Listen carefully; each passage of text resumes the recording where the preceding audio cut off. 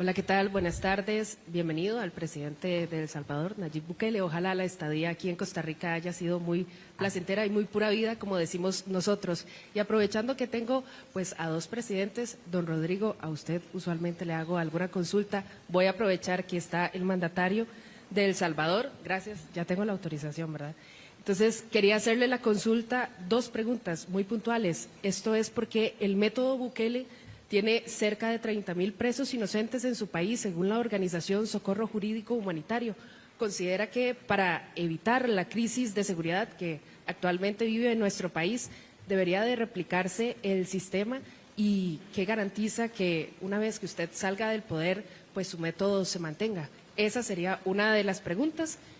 Apenas me conteste esa, pues haría la segunda. Sí, muchas gracias.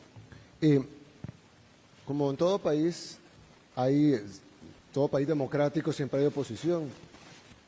Y pues la oposición es nociva y a la vez es sana. Es una de esas paradojas son esas paradojas de la democracia en donde, como decía Winston Churchill, es el mejor sistema que conocemos, ¿verdad? Y entonces en El Salvador tenemos oposición. Esa ONG que usted menciona es una ONG formada por exmiembros del FMLN, que además no solo son oposición del gobierno, digamos, ellos mismos lo dicen, sino que además fueron gobierno 10 años, fue la década más sangrienta que vivió nuestro país. Llegamos a tener en el gobierno de ellos, de los miembros de Socorro Jurídico, de los que conforman la Junta Directiva de Socorro Jurídico, en su gobierno llegamos a tener 103 homicidios por cada 100.000 habitantes, que es la tasa de homicidios más alta de todo el mundo, más alta que Afganistán, más alta que Irak, más alta que cualquier país de África subsahariana, más África que cualquier lado, más África que toda Latinoamérica, más alta, perdón, que toda Latinoamérica, la más alta del mundo la llegamos a tener en el gobierno de ellos. En el gobierno de ellos también hubo una tregua con las pandillas, en donde esos videos que salen, donde los pandilleros tenían prostitutas, fiestas con luces de discoteca, drogas, transmitían sus fiestas por internet. Fue en el gobierno de ellos, los de Socorro Jurídico, y esas ONGs no son los únicos. Hay otra que se llama Cristosal también, que son del FMLN, básicamente, de organizaciones de izquierda, y hay otras, un movimiento que se llama Movir también. Y ellos han inventado esta cifra de 30.000 inocentes, la cual yo les digo, bueno, obviamente en todo país del mundo no hay ninguna policía del mundo que sea perfecta. Y la razón de que no hay ninguna policía del mundo que sea perfecta, y cómo puedo afirmar eso, es porque en todo el mundo hay sistemas judiciales, y hay fiscales, y hay abogados defensores. Si las policías fueran perfectas y solo arrestaran 100% culpables, no habría necesidad de llevarlos a un juicio, donde hay un fiscal y un defensor y un juez, porque obviamente si el 100% son culpables, entonces mejor nos ahorramos el sistema judicial, nos ahorramos los fiscales, nos ahorramos las acusaciones, nos ahorramos las apelaciones y nos ahorramos los abogados defensores que cobran caro. Y la Procuraduría, no tendría sentido que exista, porque pues todos son culpables. Entonces es sabido que en El Salvador, como en Costa Rica, como en Francia, como en Alemania, como en Inglaterra, como en los Estados Unidos, hay inocentes capturados. Eso pasa en todos lados y parece un sistema judicial que los libera. Y me decía un reportero de la BBC, del Reino Unido, me decía, sí, pero sus cifras son mayores que las nuestras, en porcentaje, por supuesto. Y lo claro, porque el Reino Unido no ha sido la capital mundial de los homicidios, éramos nosotros. Y si éramos la capital mundial de los homicidios es porque teníamos el mayor número de homicidas. Y si teníamos el mayor número de homicidas, obviamente tendremos el mayor número de presos homicidas.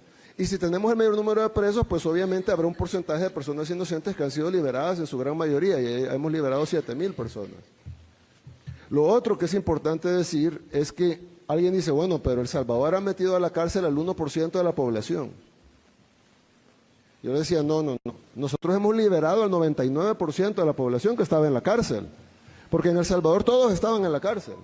Para los que conocen salvadoreños o tienen familia en El Salvador o tienen amigos salvadoreños, o si no, pueden preguntarle a medios aliados, etcétera. Los salvadoreños estaban en la cárcel todos. No podían ir los niños a jugar, no podía alguien caminar por la calle, no podía ir un par de señoritas solas caminando por la calle, eso era impensable. Iban a ser violadas, les iban a arrancar la cabeza, iban a dejar las cabezas tiradas en un basurero. Entonces, nosotros no metimos preso al 1% de la población, nosotros liberamos al 99%. Obviamente, las operaciones no son perfectas y pues sin ninguna intención de dañar a una persona inocente. Algunos inocentes, pues obviamente fueron capturados de la misma manera que lo son en Francia, en Alemania, en Japón y en todos los países del mundo, y estamos liberándolos. Ya hemos liberado 8,000 personas y vamos a liberar el 100% de inocentes. Ahora, yo le decía a un embajador, no voy a decir de qué país, pero yo le decía a un embajador que me decía eso. Dice, porque hay que acelerar las liberaciones de los inocentes. Yo le digo, claro, embajador, pero ¿usted cree que un país que comete error al capturar culpables no va a cometer error al liberar inocentes? Porque el problema es que me dice, libéralos, pero si los liberamos se van a ir culpables, ahí van a ir a matar. Y yo le conté un caso en donde, yo le dije, le voy a contar un caso donde el Estado violó a una niña. Me dice, ¿cómo que el Estado violó a una niña? Sí, el Estado violó a una niña de 8 años y la mató. ¿Pero cómo fue así? Yo le dije, bueno, se capturó a un hombre por violación. ¿En qué año, ministro? Perdón, 2008. Se capturó a un hombre por violación en el año 2008. El hombre salió libre, o estuvo preso como 4 o 5 años, sale libre, luego fue capturado de nuevo por violación en el año 2012, luego salió libre, no le pudieron probar esa segunda violación, a pesar que había estado preso por la primera, luego fue capturado una tercera vez, o ya la tercera fue la nuestra, no.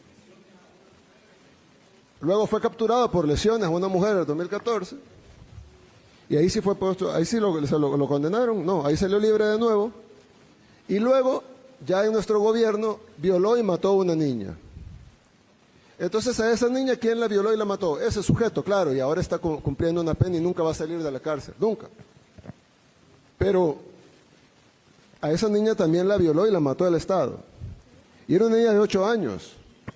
Para los que tienen hijas, piensen, o hermanas, piensen en sus hijas de 8 o de esa edad, que venga un sinvergüenza que estuvo 3 veces capturado por violación y lesiones a mujeres, o sea, un psicópata que odia a las mujeres, que viola a mujeres, que lesiona a mujeres, el Estado lo protegió sus derechos humanos, lo liberaron 3 veces y terminó violando y matando a una niña hasta que este gobierno no ponderó sus derechos humanos, sino que ponderó los derechos humanos de esa pobre niña que no debió haber sido violada ni asesinada.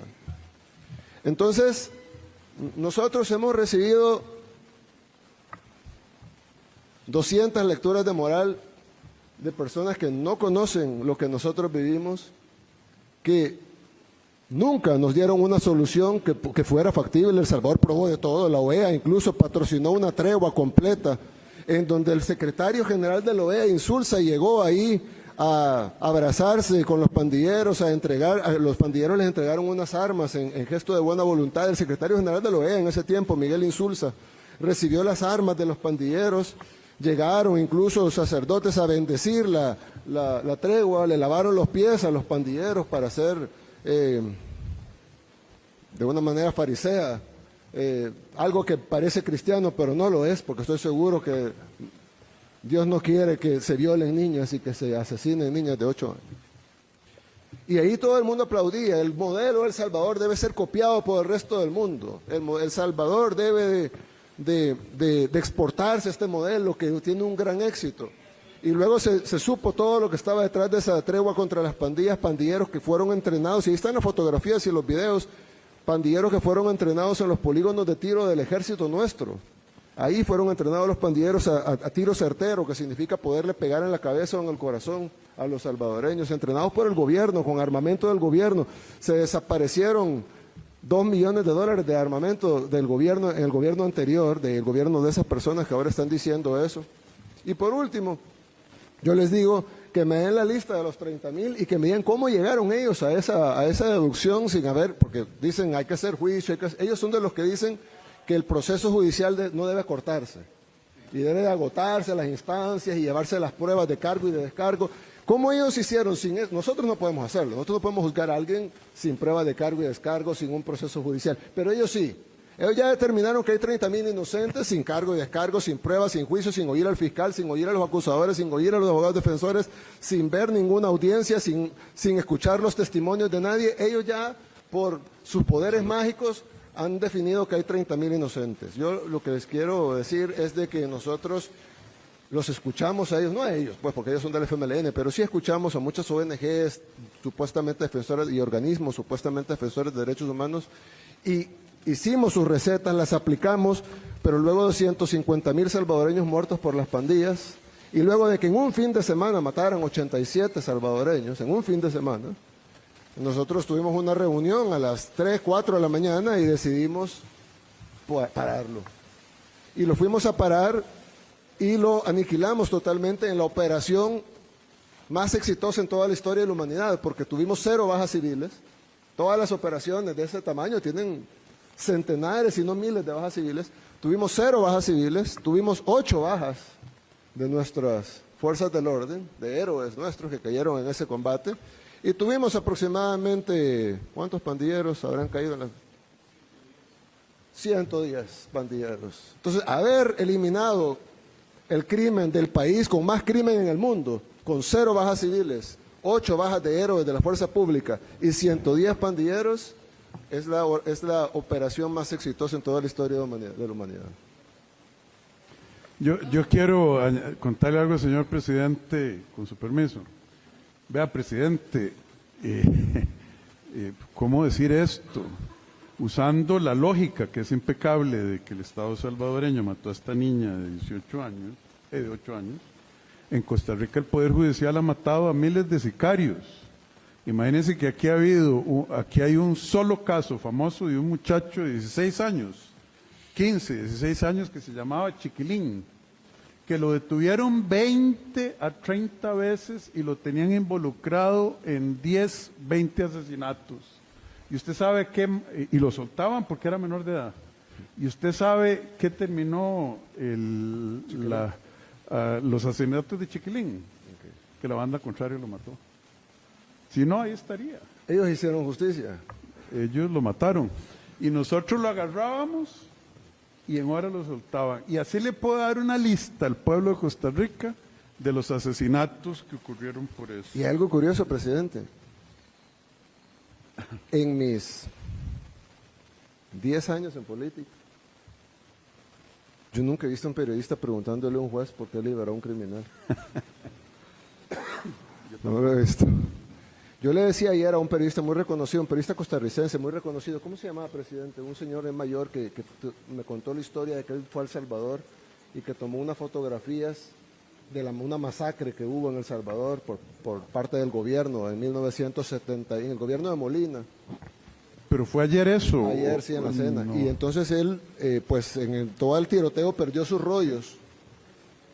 Ah, sí señor, ya sé quién es, don Edgar Espinosa. Y entonces él fue donde el presidente de ese tiempo de El Salvador le dijo, me han quitado los rollos, y fueron, y bueno, no encontraron los rollos, pero me contó que cuando estaba en el avión, ya para venirse para Costa Rica, el avión no despegaba, decían, no, es que por órdenes no podemos despegar el avión. A la hora entraron unos militares al avión y le dijeron que están sus rollos. Y ahí estaban todas las fotos de la masacre que había pasado ahí en El Salvador, y él vino a Costa Rica y publicó esos rollos, los publicó, y ganó premios por eso. Imagínate. Y entonces, un periodista íntegro, pues, que a pesar que era amigo del presidente, publicó los rollos que hablaban mal del gobierno del presidente, ¿no? Probaban que sí había habido una masacre. Pero lo que quiero decir es que yo le dije en eso, y me dijo, bueno, me dijo unas palabras bonitas, muy bonitas. Pero yo le dije, lo felicito, porque personas como usted son las que mantienen aún el respeto al periodismo. Porque el periodismo, entiendo yo, y yo no soy periodista, y discúlpenme que me metan algo, pero ustedes se meten en política. Discúlpenme que me metan algo. Es tan importante la labor que hacen ustedes. Y la que población espera que ustedes le lleven no lo que le conviene al gobierno, ni tampoco lo que le conviene a la oposición, sino la verdad. Y la verdad bajo la lógica, bajo el sentido común. Y sobre todo, la verdad, no la verdad de un grupo, de una élite, sino la verdad de todos. La verdad que hace el bien para todos, en el caso de ustedes los costarricenses, en el caso de nosotros de los salvadoreños. Yo lo dije ayer, es tan importante que toda la sociedad en su conjunto esté a favor del bien y en contra del mal. Ya saldrá un intelectual a decir por qué es bien y qué es mal. Bueno, empiezan a teorizar todo hasta que nada es nada. Pero nosotros sí sabemos qué es bien y qué es mal. Ustedes lo saben, sus familias lo saben. Algunos dueños de medios tal vez lo sepan. Tratemos de llevar la verdad a la gente. Porque ustedes hacen una labor importantísima, por eso estamos aquí frente a ustedes. Y creo yo que ustedes deberían de sumar a esa labor, porque si no nos ponemos todos de acuerdo, ellos sí están de acuerdo. Los malos sí están de acuerdo. Pero nosotros los buenos no nos ponemos de acuerdo a veces. Si nos quedamos discutiendo si esto es azul o es celeste o es turquesa o es aqua.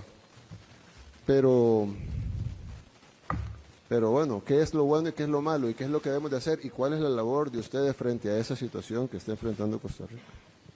Danilo Chávez. Perdón un momentito, presidente, nada más para que el pueblo de Costa Rica entienda. Cuando usted estuvo a las 4 de la mañana en esa operación que dice que fue la mejor del mundo, que no murió nadie civil, usted no hubiera podido conducir esa operación sin apoyo del Congreso, ¿verdad? No, el presidente del Congreso estaba ahí sentado. Ok. Y yo le dije, necesito que convoques una sesión extraordinaria para allá. Los diputados llegaron el sábado, ¿verdad? Sábado para domingo en la madrugada lo aprobaron, o a las 12 de la noche. En la madrugada del domingo a media balacera aprobaron el régimen de excepción y ese mismo momento salió la policía a atrapar a todos los pandilleros que ya los conocían. Ya sabían quiénes eran. Si la policía sabe quiénes son, la policía sabe dónde están.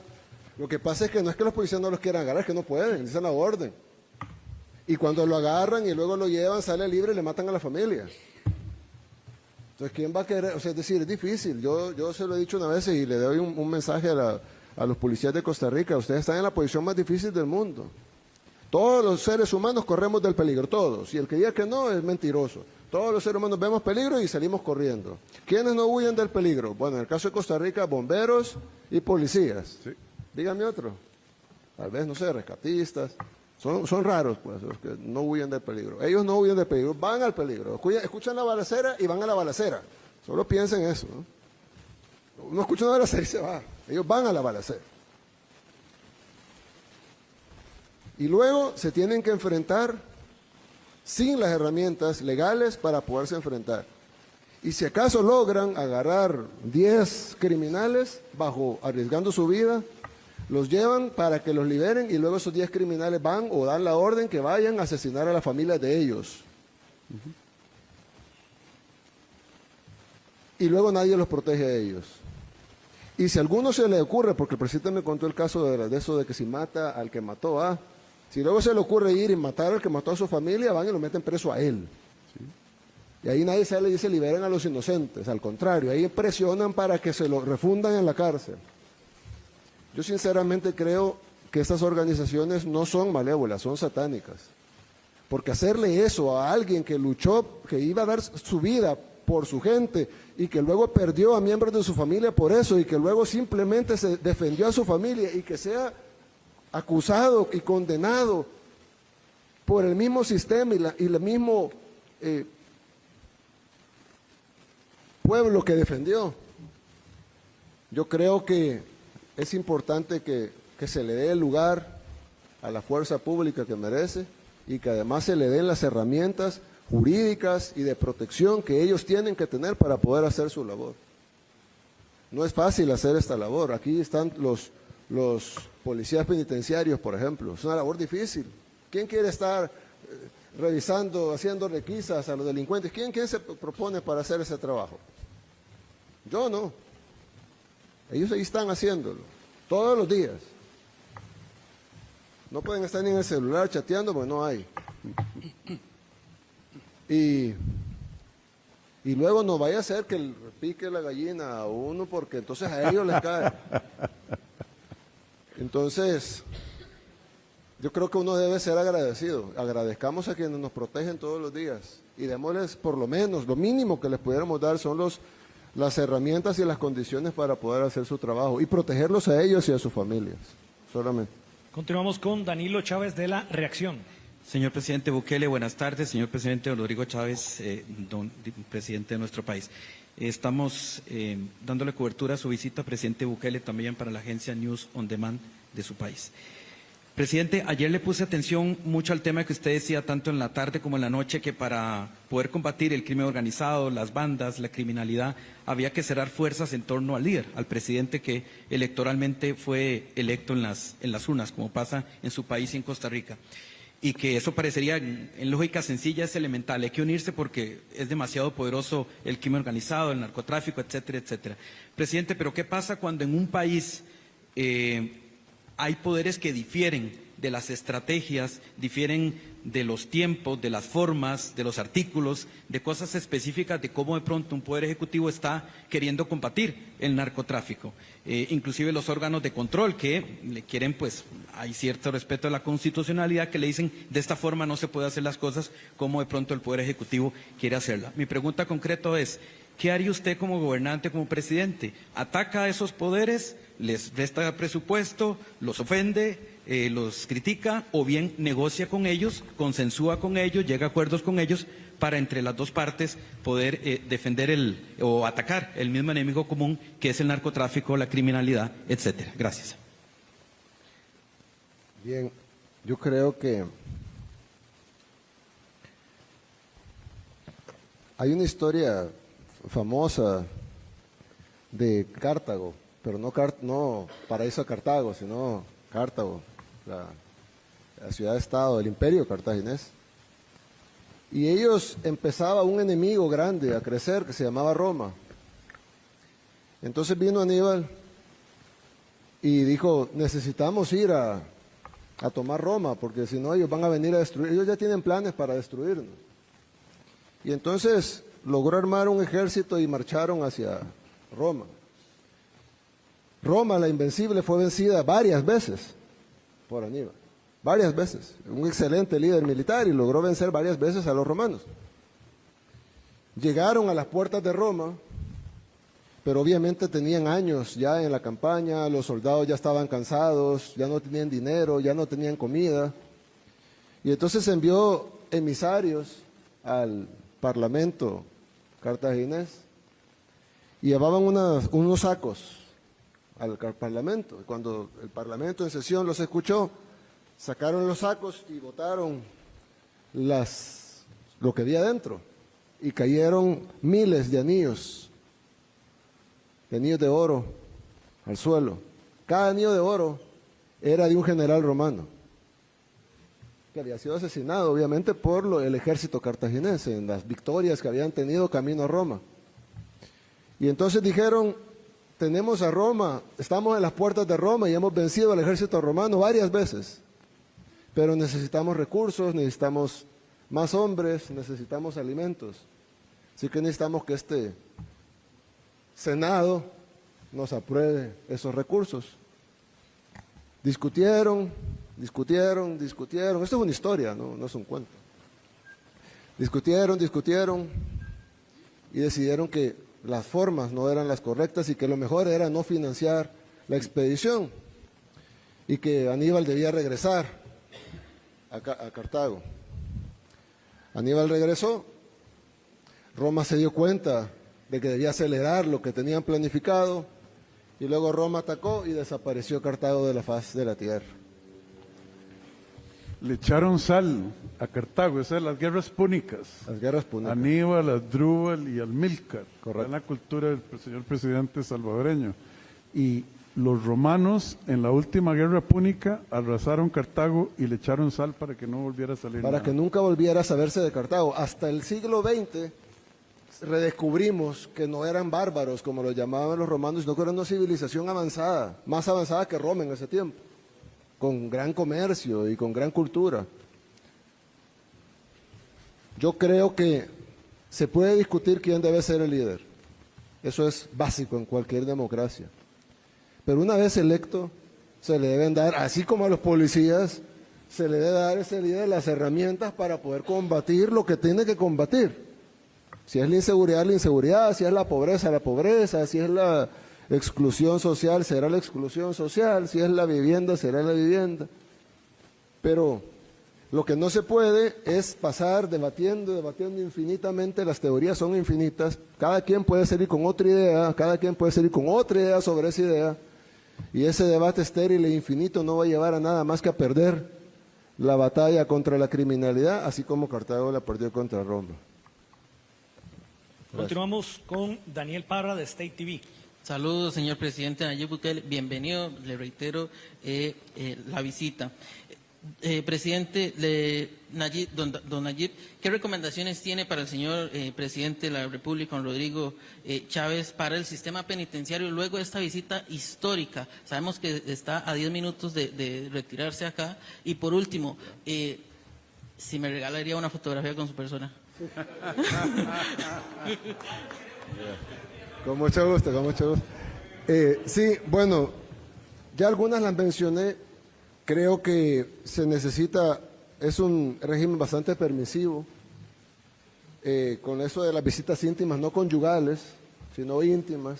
Ojo, conyugales no estamos hablando de moralidad, de que si está casado, no, la pareja, la novia, quien sea, ¿no? Pero tiene que haber alguna estabilidad ahí. No puede ser que vea una señorita diferente cada vez, ¿verdad? Entonces, ese tipo de cosas, esa permisibilidad, ese acceso al exterior que tienen. Por ejemplo, ellos tienen televisión. Yo no tengo nada en contra que tengan audiovisual. Nosotros no les ponemos. Pero se les pudiera poner partidos de fútbol, películas y ese tipo de cosas. Pero tener acceso a los noticieros, por ejemplo, les da a ellos conocimiento de lo que está pasando afuera. Ya no necesitan ni siquiera que los informen los que vienen, sino que ellos están plenamente informados todos los días.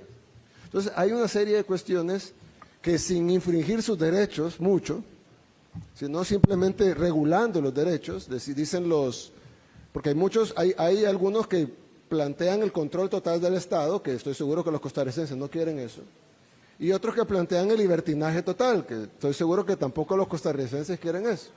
Entonces existe el concepto de libertad ordenada, en donde todos tenemos libertad, pero está ordenada de acuerdo a las reglas que la misma sociedad pone para el bienestar de todos en la sociedad. Entonces, un reo que tenga audiovisuales me parece bien, me parece justo para que tenga algún tipo de entretenimiento, pero ese entretenimiento debería estar limitado a películas, partidos de fútbol, etcétera, pero no, por ejemplo, a cosas informativas. Es algo muy sencillo, pero hace mucha diferencia. Entonces, creo que sería muy largo darles uno por uno todos los puntos que hablamos y que además vamos a poner en el reporte, pero sí creemos que debe de hacerse menos permisivo el sistema penitenciario y debe de hacerse más pensando en sí los derechos de los reos, que los tienen, son seres humanos, tienen derecho a pesar que han matado, violado, etcétera, tienen derechos, pero pensando más en los derechos de los que están afuera y el derecho a un país de tener seguridad. Gracias. Bien, y terminamos con David Quintana de Ticavisión. Muchas gracias. Ustedes me hicieron recordar la frase de Nerón: ¿acaso es más importante Roma que yo para que digan que es mi víctima? Genial, ¿verdad? Bien, señores presidentes, gracias. Al señor presidente Rodrigo Alberto de Jesús Chávez Robles le consulto.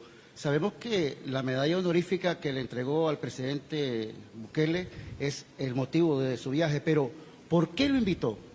Me gusta ir más allá de eso, señor presidente. Y al presidente Nayib Bukele Ortiz, sí, bueno, no sé si le puedo consultar. Ok, muchas gracias, muchas gracias. ¿Por qué lo invité?